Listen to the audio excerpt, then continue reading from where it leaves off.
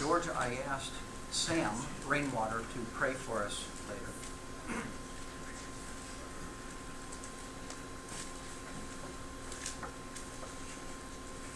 I'm going to do something a little unusual.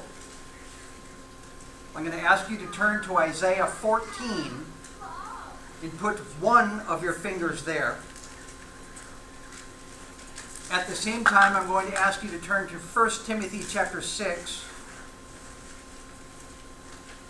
And if you're not a klutz, put another of your fingers there.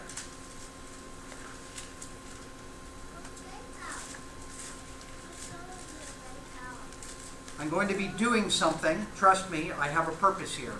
This something will mean more to the folks who have been here for 10 years than it will to others, but you can probably still get something from what we're about to do. Keep your fingers there. We'll come there in a minute. We'll come to the purpose of doing that.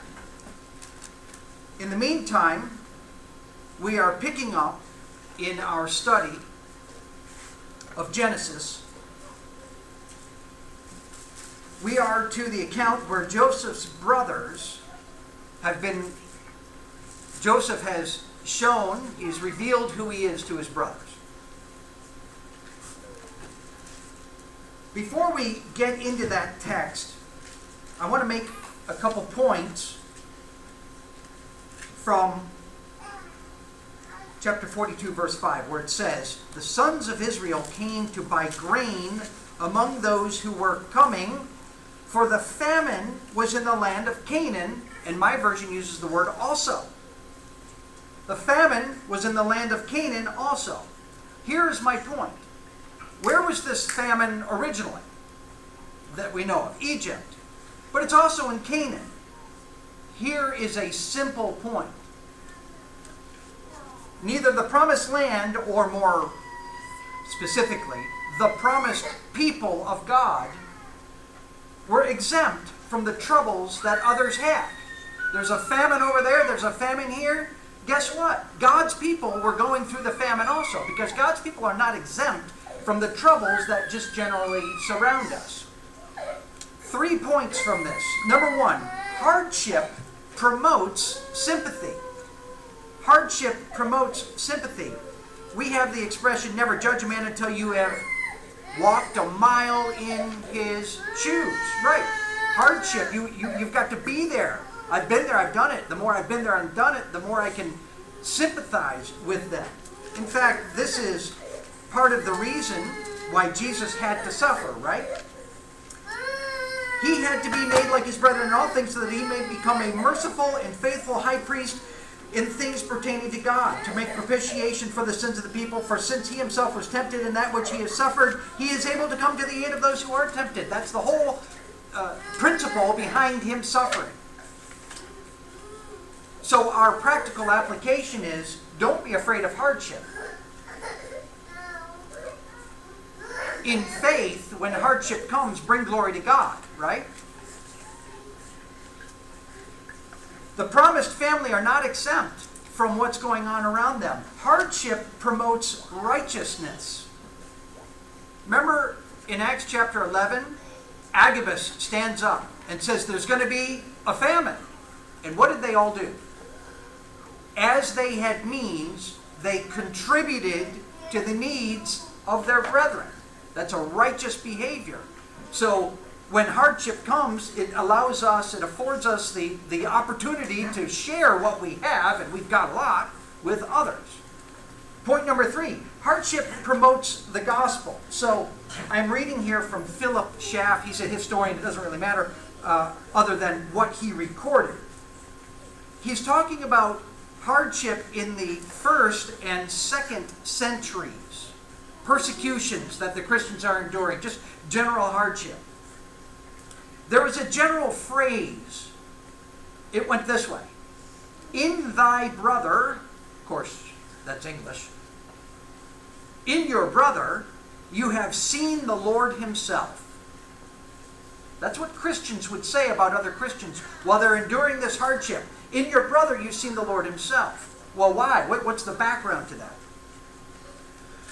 Brotherly love expressed itself above all in the most self-sacrificing beneficence to the poor and the sick, to the widows and orphans, to strangers and prisoners, particularly to confessors in bonds. In times of persecution, every congregation was a charitable society, and in its public worship took regular collections for the needy members. It is incredible, says Lucian. Now, Lucian was a pagan. He hated Christianity. Listen to his witness.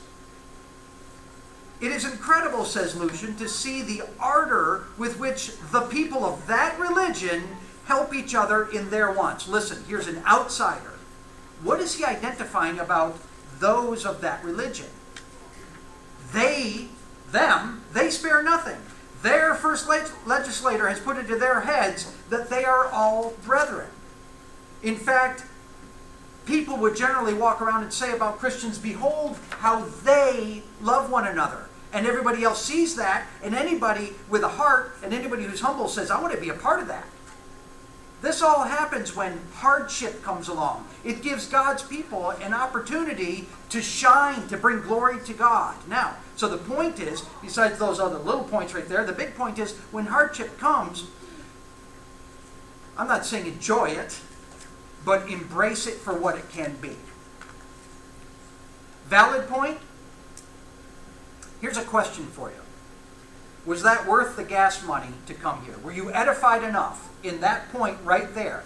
Was it worth it? John Leslie says yes. Thank you, John. I just needed one person to say yes to that, right? All right. And I'm not gonna do that to you and say, ha, what a great point that was. That's actually not the point. But let's assume those were 3 or 4 good points in there, and that we're going to walk out of here stronger than we walked in just with those points. My point is this. Our study of Genesis this time around has gone more slowly than the previous times to make, hopefully, points like that. Many more points like that have been made. We've been studying Genesis since September 5th. I have in the class schedule, I don't even know if it's back there, no, it's not back there, that it should take us 16 classes. It actually is taking us 43. Has it been worth it? I'm going to answer for you and say yes. Thank you. Right, because we're all here. It's not Lee. It hasn't been worth it to sit down. Now, having said that, at that rate, if we had started on that rate 10 years ago, we would only be where y'all have marked your books right now. We would not yet have studied another 230 chapters in the Old Testament. We would not really have covered we've covered the first 14 chapters of prophecies. And in the New Testament, we still have another 69 chapters to go before we're through the New Testament. Now, let me ask you this. Do you think if we had gone this rate and never have studied up past Isaiah 14, do you think you would have been missing something? I know everybody in here would say, yeah. Yeah, I mean, we've studied, essentially we've studied through these things twice. Not all of them, but we've essentially studied not just once, but twice. And I'm telling you, if you didn't know it, if we had studied this slow progression the whole time, you would be missing out and you wouldn't even know it. My point is this. There's a tension. Do we like it when we go slow? Well, of course. It's great. Pick this out, pick that out, and look at this and look at that. But unless you're going to add another class, you're risking missing out a whole lot of other stuff. For example, if you do the Bible you can do whatever you want, but if you do the Bible in 5 years, a child will have theoretically gone through it in church 4 times by the time they leave home. I don't know about you, but that sounds pretty good to me, right? Here's another point. When you go through relatively quickly, and I admit that 5 years, let's march through it in 5 years, and you guys remember, like, Lee, slow down. I admit that a lot of it, you got to slow down, but the purpose really is, as the church, we cover it all. And then where does the real Bible study happen? At home.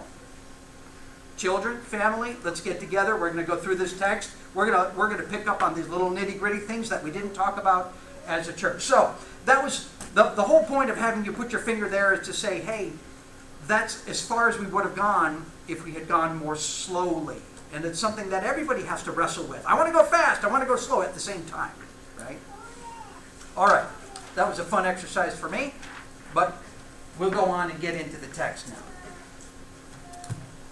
Genesis chapter 45. All right, so here's our outline. I'm not even really going to change these slides very much at all, just one time, really. You can stare at that if you'd like to. Genesis 45. Joseph has, by now, he's told his brothers who he is. I'm Joseph. Very emotional. Then in verse 16, so now we're in new material, where we haven't gone up through here this go around. In verse 16, when the news was heard in Pharaoh's house that Joseph's brothers had come, it pleased Pharaoh and his servants. I don't know about you, but that makes me excited when I read that. Here's the highest ruler in the largest land, the biggest nation there ever has been, and he's saying about God's people and little Joseph and Joseph's family, I'm excited to have you. And I get excited when I read that. And in fact, what I want to cover very quickly in these next few chapters is this. God said in Genesis chapter 15, God told Abraham that your family is going to go somewhere. It ends up being Egypt. This is the fulfillment of that. So side point, trust God, because when he says something, it's going to come true, right? This is the fulfillment of that. So at a high level, if we're doing the 5-year study approach, you're just going to hit the high level and say, oh man, he fulfilled it. Now what lessons can we get from that? There's a lot of details about what happens when he's fulfilling it. But what I want us to see is all the excitement in this section. They go before Pharaoh. Pharaoh says, come on down. Come and move and live here. Verse 24, chapter 45, verse 24. He sent his brothers away, and as they departed, he said to them, do not quarrel or do not be troubled. Whatever it is, your emotions are going in some direction right here. You're like, oh man, I'm a little nervous. Something's going on there. Verse 25, they go to Egypt. Verse 26, they told him, this is their father, Joseph is still alive, and indeed he is ruler over all the land of Egypt. But he was stunned and would not believe him. And then your heart's pounding, right, while you're reading that. Great writing here, right? And then a little bit later, he says the spirit, verse 27, the spirit of their father is revived. And you say, yes, this father is relieved. How exciting, he's going to see his son again. And so next thing you know, your heart is up here, pounding up here, right? And then in chapter 46, God comes. Anytime God comes, that's exciting. And he says to him, don't fear, go down there. So he goes on down there. And then when he gets there in chapter 46, verse 29, Joseph prepared to meet his chariot and went up to Goshen to meet his father. As soon as he appeared before him, he fell on his neck, and he wept on his neck a long time. And so there's Joseph finally seeing his family, his dad again. And then in verse 30, Israel said to Joseph, now let me die, for I have seen your face, now you are still alive. And so we have this emotional roller coaster. In fact, it's like a pinball machine. Whack, whack, whack. Your emotions are going up and down and all over the place. And then he stands before Pharaoh, and Pharaoh says, come down to the best of the land. I mean, it doesn't get better than that when you're reading the story, okay? And then Jacob goes in, and he blesses the highest ruler ever has been on the earth. Jacob is in there saying, may you be blessed of God, or whatever he says. And then there's complete turmoil in the socio-economic status of the country. Upheaval like you've never seen before. And when you read through that, especially in the times we're going through right now, you say, man, this is crazy stuff that's happening there. And then verse 29 of chapter 47, it starts talking about Jacob's death. But before he dies in chapter 48, he's going to take Ephraim and Manasseh and say, these are mine. And you say, what's up with that? And there's an emotional something going on there. And then, after he says, these two children are mine, he takes his right hand and puts it on Ephraim, and takes his left hand and puts it on Manasseh. He does things backwards. And Joseph, it displeased him. And you think, oh dear, what's going on there? And then Jacob says, well, it's okay, I'm giving you 2 portions of the land. and bittersweet. It was a horrible road to get there, but Joseph says, hey, that's nice. I got 2 portions of land when we get there. And then Jacob dies. Before he dies, there's chapter 49. Remember that about Reuben and what Reuben had done with his concubine? Well, here, payback, as it were, justice, as it were. Oh, Simeon and Levi? Oh, they're not going to get any land. They're going to be dispersed throughout the land. And your heart sinks there as you think about all that garbage that was associated with that. And then finally he dies, and they mourn him for 77 days at least.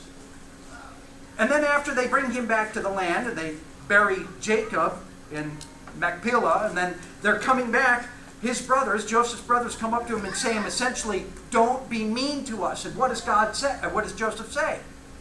How could I? I'm not in God's place. And your heart soars when you hear Joseph say that. And then he dies. These chapters here are an emotional roller coaster. If you read this, you get into it, right? Let it move you, and this is incredible. In fact, let me ask you about your life. Is your life sometimes up? Is your life sometimes down? Yeah, in fact, what we're reading here is about people who had what? They had life. That's what they had. They had life. We have life. And here's the point. There is only one way to get through this life. That is a psychological roller coaster without ending up in the loony bin. And the only way is by holding on to God. He knows. You read the Psalms. He knows. He put us here to be thrown back and forth so that what will we do? We have no other option but to run to Him and say, I need help. I need help. I'm going through it right now. Or, God, my life is great right now. I'm feeling high. You have blessed me so much. Thank you, God. The only way to get through life, and these guys have life, and you do too, we all have life. The only way to get through it is by holding on to Him. Remember Joseph. What does Joseph talk about all the time to everybody? God. God. God. If you were here, Joseph, how did you get through it? Trusted God. That's what I did. I'll make this other point too. This is very high level. We just hit all these emotional highs. A lot of these emotions are fear, consternation, worry.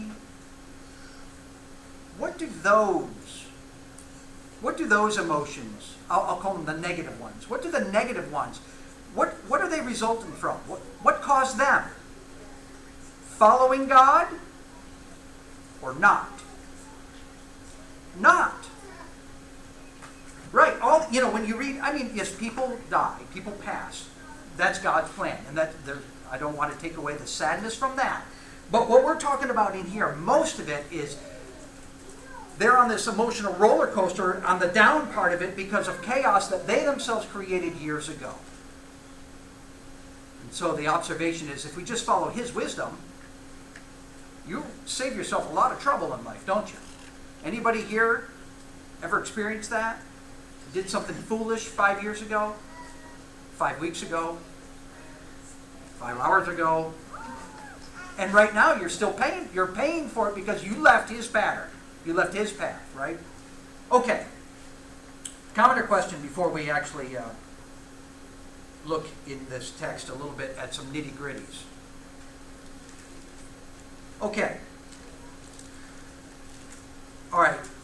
Chapter 45, verse 16. So this whole section is about how God moves Israel to Egypt. And now these are all the details about how He moves Israel to Egypt. Let's get into the details. When the news, 45:16, when the news was heard in Pharaoh's house that Joseph's brothers had come, it pleased Pharaoh and his servants. Then Pharaoh said to Joseph, say to your brothers, do this, load your beasts, go to the land of Canaan, take your father and your household, and come to me. And in chapter 47, he'll say, when you get here, if you've got any good workers, put them in charge of my livestock. Here's my question. Did Joseph leave a favorable impact on Pharaoh? Obviously. So much so that when Pharaoh said, there's more of you, I need them. What is my question about me?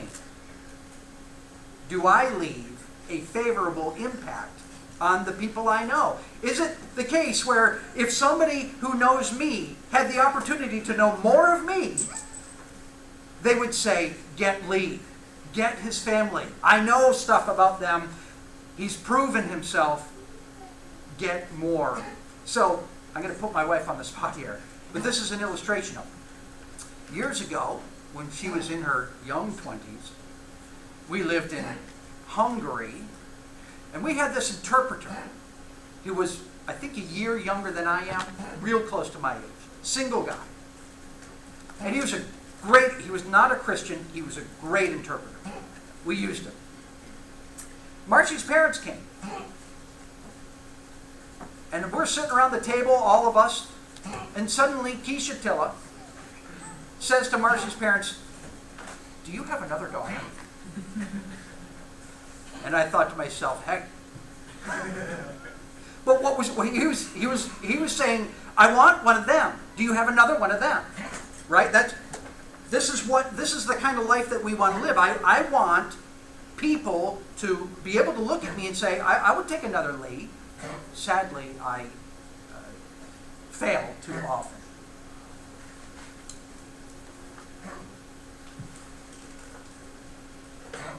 Would you rather have a Simeon and a Levi than a Joseph? I'm getting a face that implies no. But there are some, you can be a Simeon and a Levi. Can a Christian become a Simeon and a Levi? Yeah.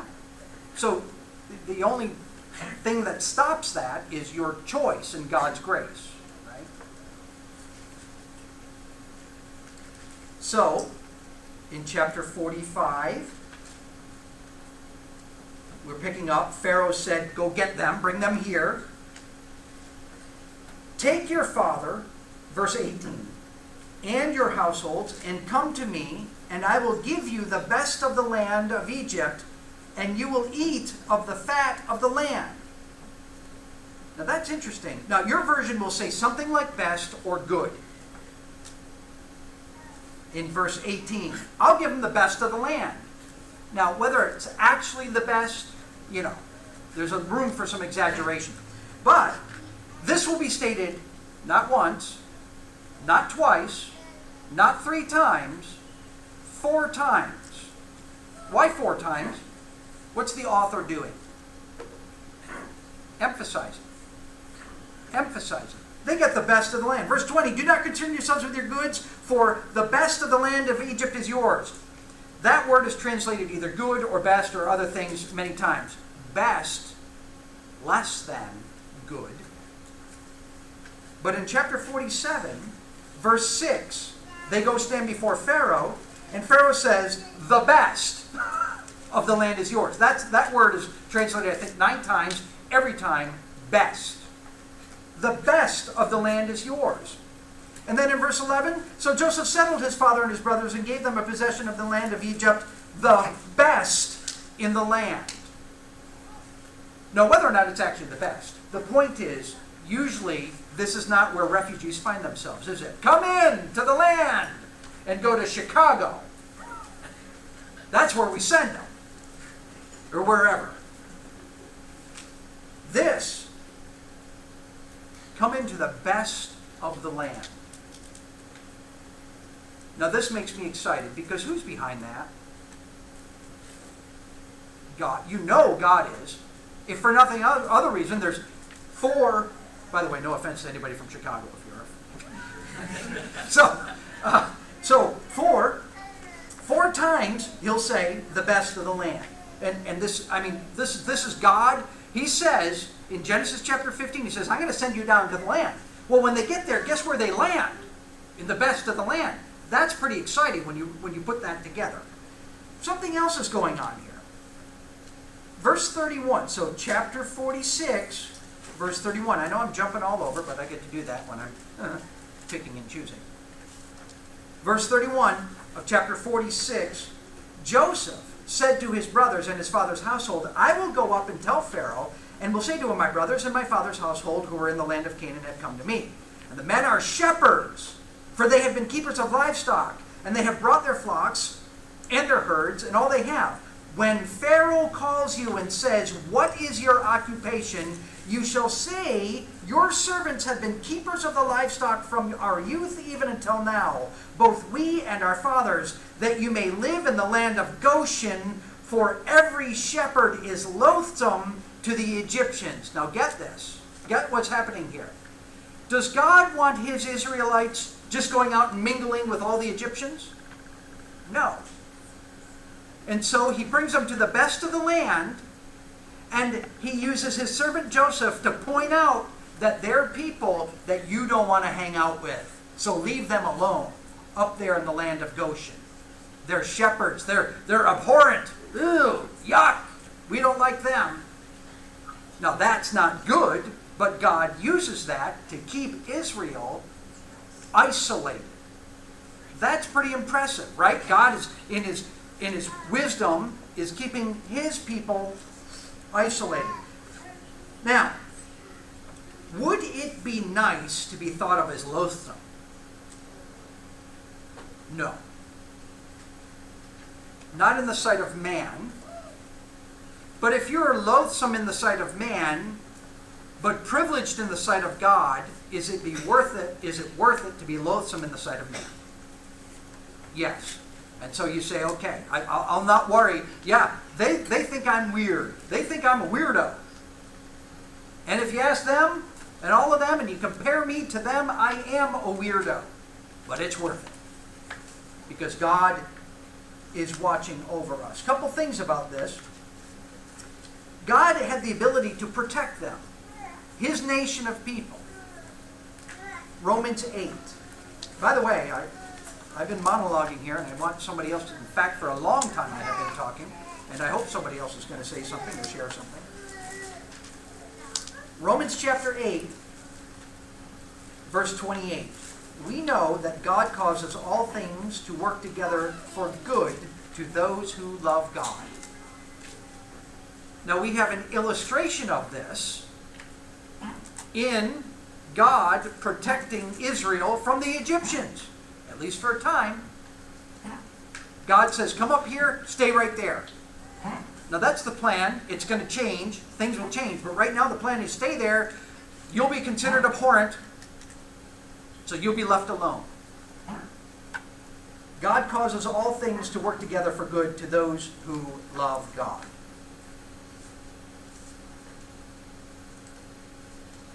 Can God protect you from harm? Yeah, physical harm. Will he always protect you from physical harm? Can God protect you from spiritual harm? That's Romans chapter 8. That's the context, right? Will he? Spiritual harm. If you, is Satan trying to get you? Yes. Can God protect you from Satan? Right here. Will he?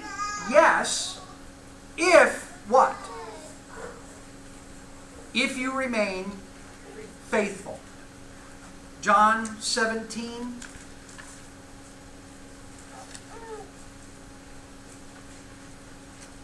John 17, verse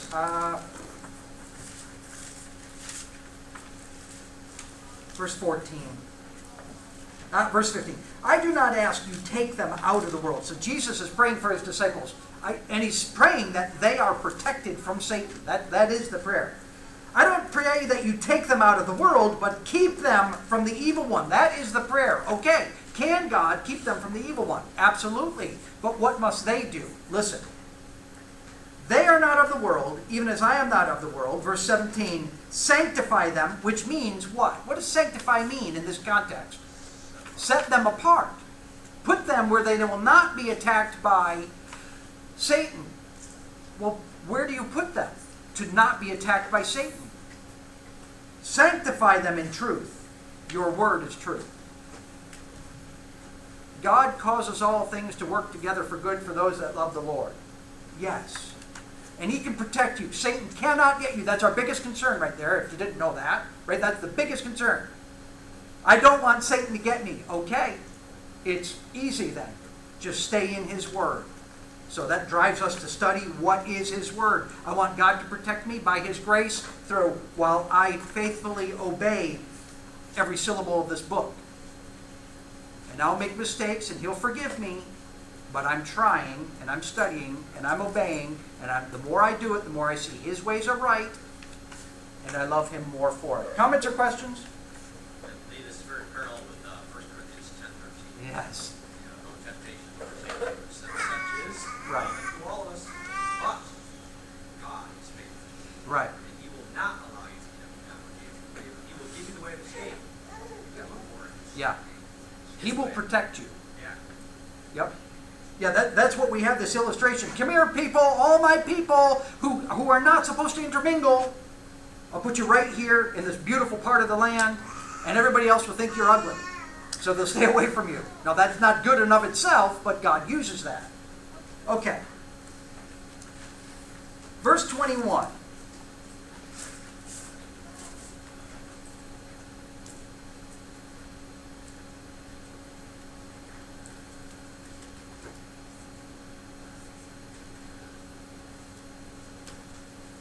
Verse 21. Then the sons of Israel did so, and Joseph gave them wagons according to the command of Pharaoh, and gave them provisions for the journey, and each of them he gave changes of garments, but to Benjamin he gave 300 pieces of silver and 5 changes of garments. Now listen, to his father, that is to Jacob, he sent as follows: 10 donkeys loaded with the best things of Egypt, 10 female donkeys loaded with grain and bread and sustenance for his father. So he goes down there and he sends them all these gifts. And if you'll allow me to say it this way, he pays him to come. Do you remember what their situation was when they left Egypt? They were paid to leave. Let me rephrase that. They were given provision to come, and then God gave them provision to leave. I'm impressed with that. People, God says hundreds of years, or sometime, I don't know, I didn't do the math. Abraham, your descendants are going to go down in the land, but don't worry, I'll pay for their way. Then they're going to come out of the land. Don't worry, I'll pay for their way. That is not your worry.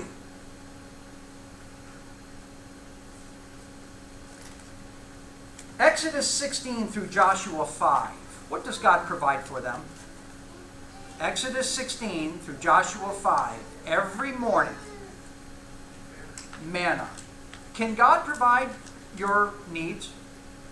If nothing else, that text right there. For years, he provides it. Shoes didn't wear out, clothes didn't wear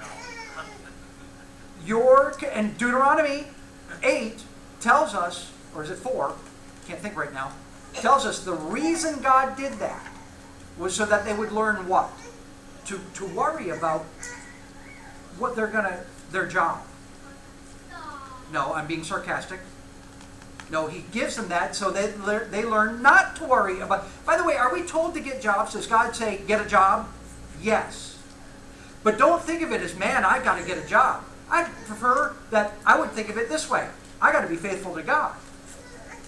And it'll help me in my perspective. I start worrying, man, I didn't get a job today. I got to go out again. I got to look for a job. I don't have a job. What's going to happen? That's the way Lee would start to think. And all I got to do is change the thinking just a little bit.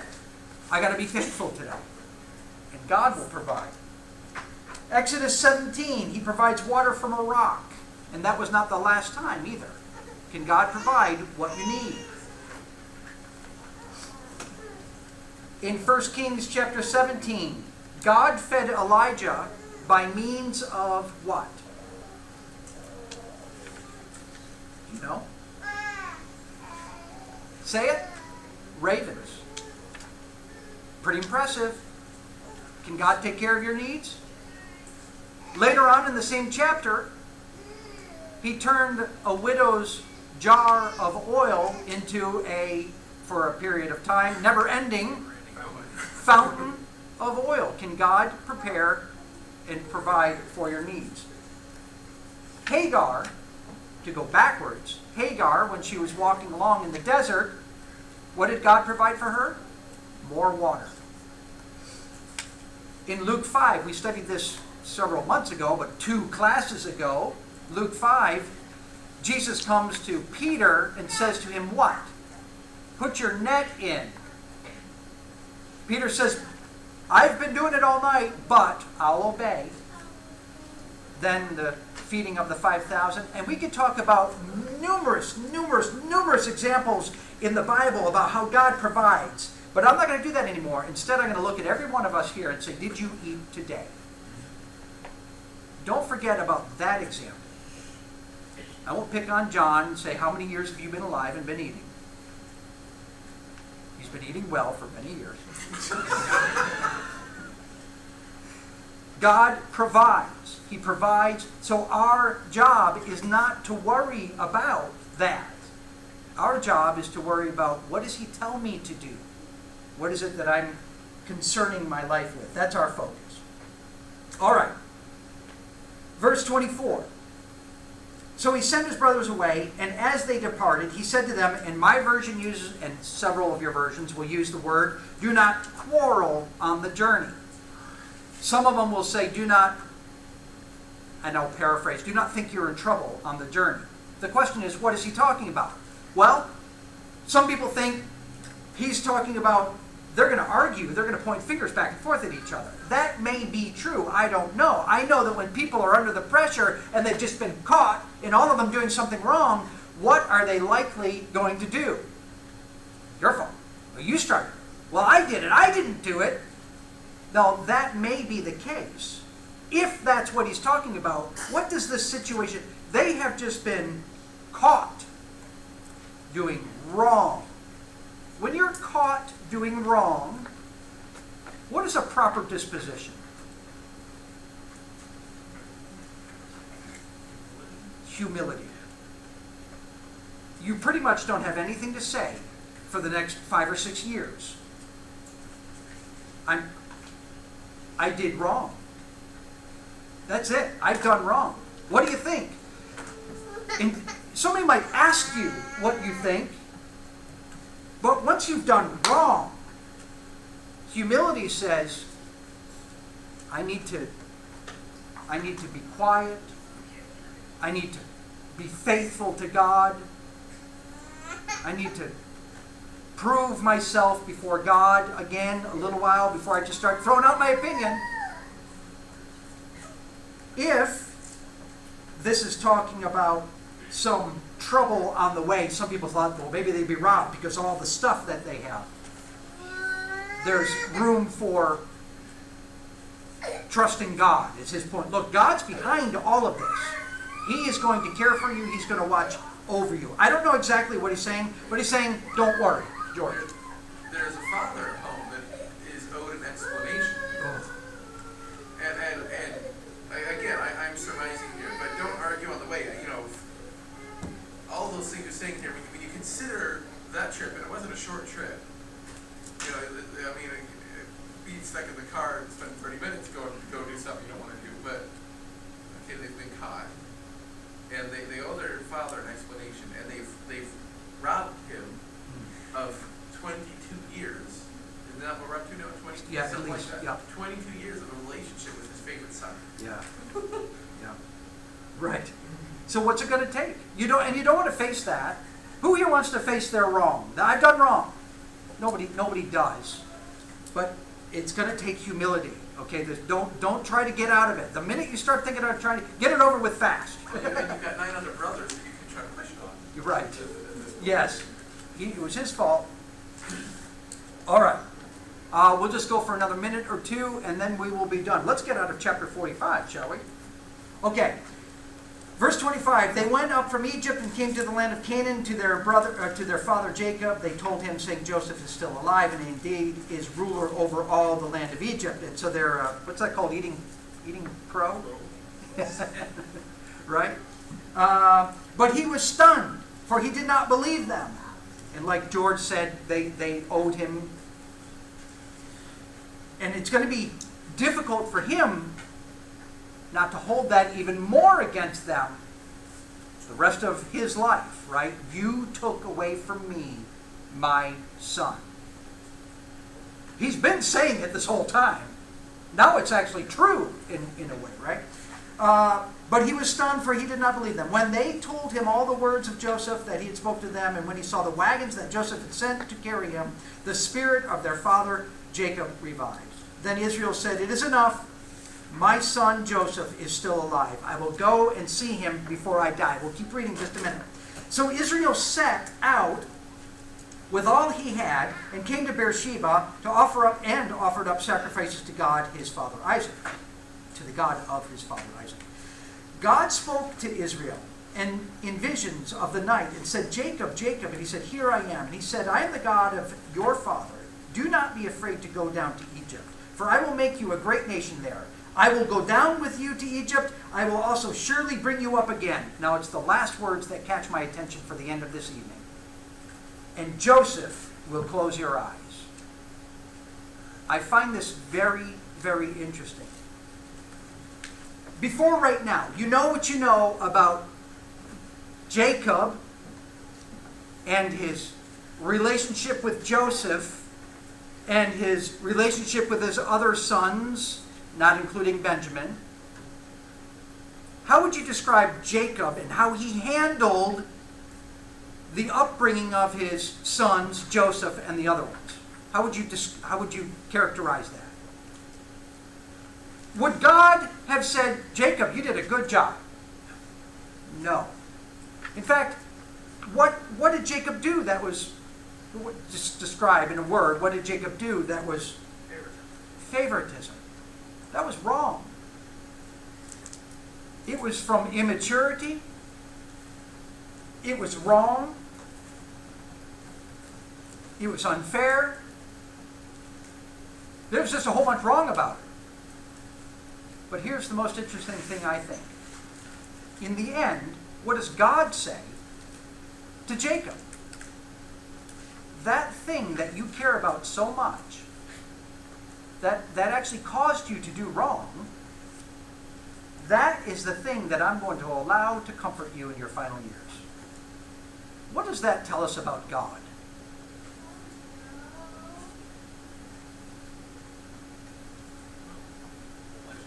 Yeah, well, He won't tempt us beyond we are able. Okay. It's something I think of, if there was some repentance that Israel needed to engage in here.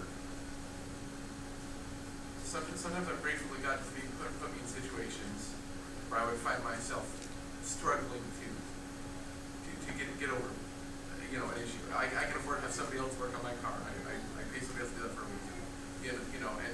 And it wouldn't necessarily be that way all the time or for everybody or whatever. But here is a place where Israel's heart might not have otherwise been settled. Mm-hmm. And God did not make him pick that battle and try to go for it. Right. Yeah, interesting. Gary. We don't think like we think. God doesn't think like we think. Right. Kind of what George was saying, he is patient, merciful, and loving, and forgiving, and all the things we need to be, which we don't always. Right. Here's the word that I come up with. He gets us. He gets. I mean, this is. We say, God understands you. God understands you, and we think, yes. I've heard it so many times, I can spit it out in my sleep. God understands me, and then we think to ourselves, but wait a minute, He is God, and so there's something going on there that I don't get. So obviously, He doesn't get it either. But a passage like this says, look, God gets human beings, and so when you're crying in pain from the suffering that whatever it is, cry to Him, because He gets you. Now, if you've got something to repent of it, but understand always that God understands you. He's there to listen to you. He's there to help you through it. He's there to comfort you however He deems appropriate. That's the kind of God that we have. What a wonderful blessing. All right, I'm done for this week. We've gone 50 minutes or something like that. Anybody else? Yep. Just one thing briefly. 28, Israel said it is enough. I don't know what he's referring to there. Do you know what he's referring to? When he says it, is he looking at the camels and going, okay, the camels convinced me? I don't know. Okay, because one of the things that crossed my mind is, whatever it is enough means, it is not chapter 43, verse 6, where he says, why do you treat me so badly? It seems like a recognition of a blessing here, or something. Yes. It's now his situation, his perspective on the situation is obviously changed. And Sure. I think connected to what you mentioned earlier about because it doesn't state it that the brother is having to come back and tell the father that, hey, we basically tried to kill the son unsuccessfully. But I mean, they had to give some explanation. Imagine that went down and like he's just saying it's enough. don't tell me anymore. Let's just move on. Well, it's just he's just happy that like. He lost 20 years with him, Yeah, but he'll have something left. He can Yeah. be grateful for what he's got. Yeah. And that's Joseph's attitude, if nothing else, right? And I suspect it is also Israel. I think it is Israel's. And that's the power of forgiveness as opposed to the power of holding a grudge. Somebody who holds a grudge, it'll never be enough. It's the maturity that you mentioned that wasn't there for really Jacob's entire, like he's kind of old Yeah. at this point, so it's good to see that it finally gets it, but was not reflected for the first however many years still with his brother, how he dealt with labor and all that other stuff, but even how he dealt with raising sons, but how he deals with this potential conflict. Yep. is reflected in the church. So I have been selling some stuff on Craigslist, and I got a phone call yesterday from somebody who wants to come to the house. And then I give her the address. They don't use GPS, and then I get a call like 5 hours later. My blankety blank blank husband who can't do anything right, blankety blank blank, he got me all messed up. Can we just do the directions and I'll come tomorrow? Okay. Calm down. This morning, we're coming. Fill in asterisks and squirrely things. My husband, she arrives. She gets out of the driver's seat. My husband, and I said, he's okay. I said, he's your husband. How long have you been married? 20 years. And he's not okay. She's got to change. If she ain't changing, she's got to go to her death like that. You know, some people thank God for His grace and isn't living in His grace so much better than that, right? Okay, George, Psalm.